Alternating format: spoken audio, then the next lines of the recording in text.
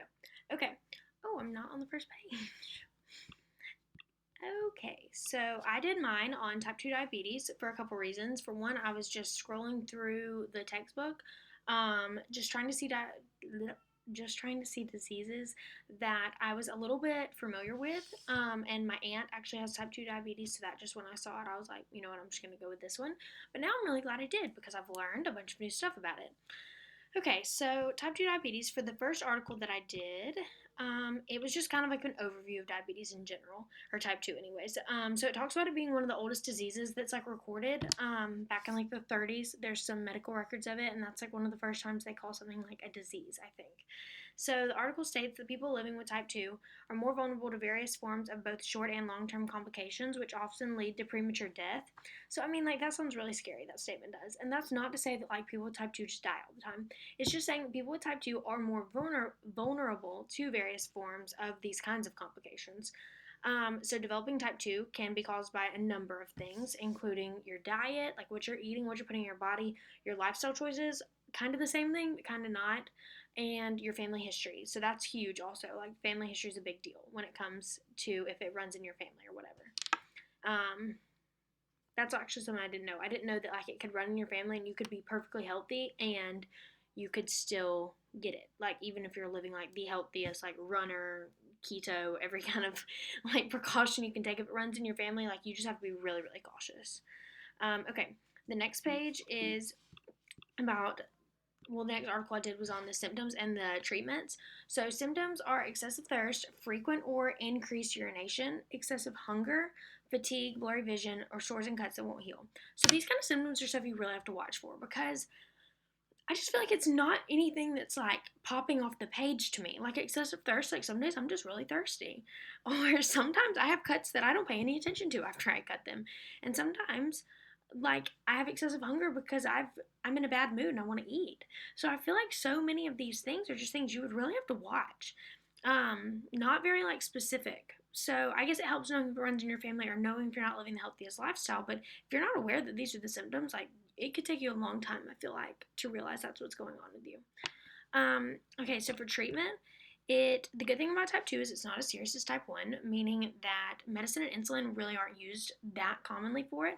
A lot of times it can be just like you can just monitor your blood sugar, just kind of watch what you're putting in your body. You can have a healthier diet, change your diet, probably with your doctor will probably work with you doing that. It's not just like you can like go on Weight Watchers and you're fixed. It's like your doctor will probably tell you here's what you're going to be eating. Physical activity. I think for someone with type 2, physical activity is a big deal because it is going to help you keep it under control. And it's a really fun way to keep it under control if you enjoy some kind of physical activity. I don't really enjoy that much physical activity, but some people really do. So find something that's a good fit for you, and that could be way better than having to take medicine. But worst case, medicine and insulin are both also used. There's a lot of different kinds of medicines, lots of different insulins. I was going to write them all down, but I just said medicine and insulin. So that's good to know though. Okay, the other article that I did was actually based on a study that I found that was from 1980 to 1996, where basically the people that wrote this study followed these nurses around for like 16 years, just seeing who developed type 2 and who didn't, and what they were doing, what the most common cause was. And I really think the writer of the actual study was a lot more surprised by the like outcome of it because I kept thinking it was going to be like some like family history, something they were going to uncover, and then it was just like, hey, if these people would have avoided what they were doing and had a healthier lifestyle and been eating better and been more active, they probably wouldn't have gotten type 2. And I was like, oh my, that was just not at all what I was expecting, because that's just such a simple fix, but it's just something we so often neglect, our health, especially when you're a nurse and you're like constantly taking care of others. I feel like your own health really gets neglected very quickly. Basically, the next page just goes on to talk about that study. Most of the women who ended up with type 2 were the women who became overweight with time and were not taking care of their health. This goes to show that anyone can be at risk for getting this awful disease, no matter your family history, if your personal health and weight is not taken care of. That says is no taken care of, so I'm going to change that to not. This is real life. But so all that to say that take care of yourself. Like it's worth it for your own health. Not just for like what you look like in your Instagram pictures, like for your health. And then that brings me to my conclusion, which is, in conclusion, type 2 diabetes is a disease that can be caused by family history, but is more likely to be caused by being overweight and lack of taking care of your health. This was proved in the study that I linked and is continuing to be proven more and more each day. We as humans should strive to take care of ourselves to prevent these types of diseases from having easy access to taking over our lives. Um, I went on after this to, and I didn't know if I should do this, but I put a Bible verse. I put 1 Corinthians 6:19. Do you not know that your body is a temple of the Holy Spirit who is in you, whom you have received from God? You are not your own. Because it's just such a good reminder that, like, these bodies were given, we were literally created by the Lord, and He placed us together, like limb for limb, bone for bone, and then we are just not taking care of ourselves. And that, if you think about it, in the big picture, is not taking care of things God created and cherishes and loves more than anything.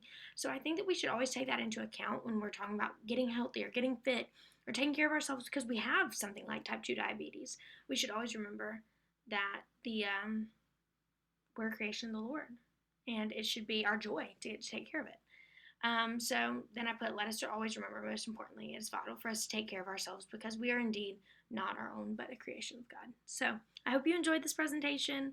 It might not have been exactly what you're expecting, but I really enjoyed getting to learn about type 2, to know more, like what I need to be on the lookout for, or that way I can know for others. And I actually have friends who type 2 runs in their family, and I was telling them some of this, and they were like, I did not know that was symptoms. So that's one reason I really love research projects, is you do get to find out things about things that you would have never Google searched before. So anyways, thank y'all so much. I really appreciate it.